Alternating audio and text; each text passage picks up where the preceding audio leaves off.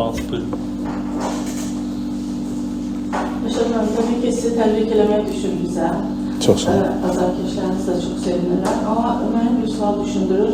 Oyunun əvvəlində o qədər də dediyiniz kimi 2 qol atdınız, o qədər inanlı deyildiniz. Amma nə oldu birdən-birə? Neftçidə o 2 qoldan sonra bir arxalaşma mı oldu? Yoxsa siz qol momentlərini daha yaxşı dəyərləndirdiniz? Ümumiyyətlə, Neftçi sizdən qat-qat turnir pilləsində də aşağı yerdə dayanır. Siz rəqibi yaxşı təhlil edirsiniz oyuna gələndə, mən belə düşünürəm. Necə oldu ki, 2-0 udduğunuz halda birdən-birə belə böyük bir geri dönüş eləmək, sözün açığı mənə çox səmimi gəlmir. İnanın, sizin qəlbənizə kölgə salmaq istəmirəm, əstağfurullah.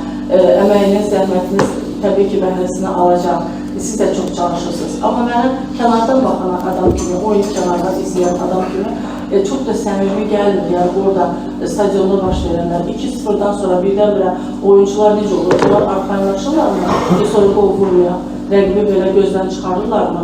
Yoxsa ki, 2 yoldan sonra orada nə baş verir ki, siz yenidən gəlirsiniz? Özür Neftçini bu dəfə çox böyük hesabla tutdunuz. İndiyə qədər 3-1 deyəsən bir hesabınız olmuşdu. Neftçiyə 3 gol vurmuşdunuz. Amma indi 4-2 ilə, yəni çox böyük bir... Özü də ki, siz turnir cədvəlində çox gözəl yerdəsiniz, ikinci yerdəsiniz, şanslı bir yerdəsiniz, amma çıxmaq şansınız var. Neftçiyə belə bir öz meydanında bu cür uduzmaqla özlərini rəva bilməsi mənə səmimi gəlmir sözün açığı. Siz nə düşünürsünüz? Sizdən də səmimi...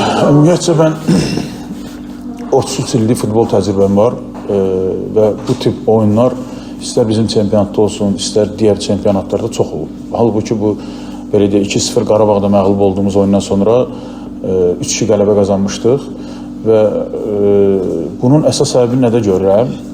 Açıq biz hazırlaşmışdıq rəqibin presinqinə ki, gözləyirdik ki, Samir Abbasov sevir presing eləməyi, rəqibə təzyiq göstərməyi və sadəcə ilk 15-20 dəqiqə biz rəqibin presinqi altında qaldıq.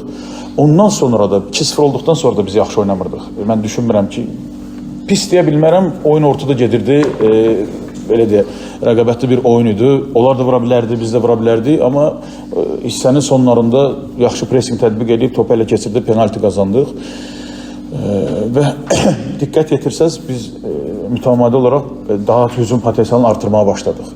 Fasilədə dəyişikliklərdən sonra hesab 2-0 da qala bilərdi ikisi və yaxud ikinci hissədə 3-0 rəqib də qələbə qazana bilərdi və yaxud biz də 3-2, 4-2 qələbə qazana bilərdik. Bu futbolun hamısı bir hissəsidir. Ola bilərdi ki, biz 2-0 irəlidə olardıq, Neftçi qələbə qazanardı. Biraz əsas üstünlüyümüz bugün rəqib üzərində nə idi? Rəqibin çoxsaylı itkiləri var idi və biz onu bilirdik. Zədə sindromu var, itkiləri var idi və ikinci hissədə açığı bizim ehtiyat qüvvəmiz Neftçinin ehtiyat qüvvəsindən daha geniş idi. Amma yada salsaq, 2-1 burada məğlub olduğumuz oyunda 60-cı dəqiqədən sonra Neftçi zirəni üstəliyirdi. Orada ehtiyat qüvvət tamamən əlindəydi Samir Abbasovun və oyunu güzəlindən sonra bizə çox çətin idi. Ola bilsin o faktor olsun və ikinci hissədə biz daha riskli oynuyorduk. Onu deyim ki, daha riskli oynuyorduk. Hətta ikinci qolu vurmasaydıq, bilməm, gördünüz yoxsa yox, meydan kənarında Juniorla Papunaşvili oyuna daxil olacaqdı və ikinci qolu vurduq, biraz pauza götürdük. Biraz daha da riskli, daha da hücum meyilli heyəti formalaşdırmaq istirdim 60 dəqiqədən sonra.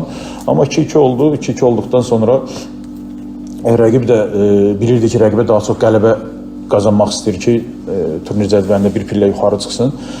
O dəqiqələrdən sonra 3-cü, 4-cü qollar daha çox əks hücum idi. Futbolda bugün belə oldu, ola bilsin, sabah əksinə olsun, biz 2-0 əldə olaq, Neftçi bizim üzərimizdə qələbə qazansın və son zamanlar Neftçi yaxşı oyunu nümayiş etdirir, maraqlı oyunu nümayiş etdirir və bu günlərdə yaxşı oyunlardan birini keçirdi Neftçi, sadəcə olaraq biz uğurlu olduq.